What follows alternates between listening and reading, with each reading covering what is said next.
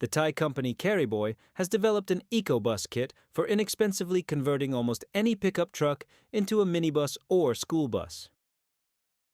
The cargo bed turns into a roomy passenger compartment. The set of equipment depends on the customer's wishes. The list of options even includes air conditioning.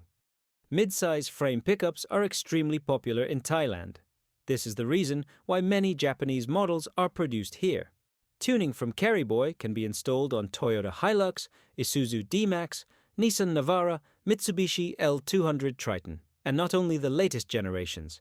Depending on the configuration, the passenger compartment can accommodate 8 to 10 people.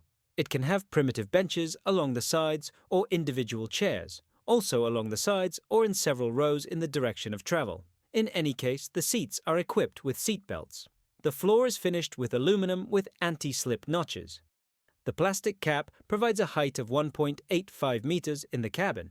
The set of equipment is extensive: cameras for the interior and rear view, a single or double-leaf door at the back with a manual or automatic drive, a fixed or retractable step, a communication system with the driver.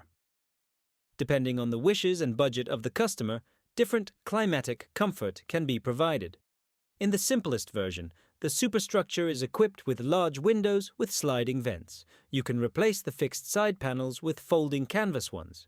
Finally, a powerful air conditioner is provided. The basic version of the minibus costs a little more than 2.1 million rubles in our money. This amount already includes a new donor pickup with a single-row cabin. Previously, 2 popular commercial models of Russian production received minor modifications. UAZ Profi switched from incandescent lamps in running lights to LEDs.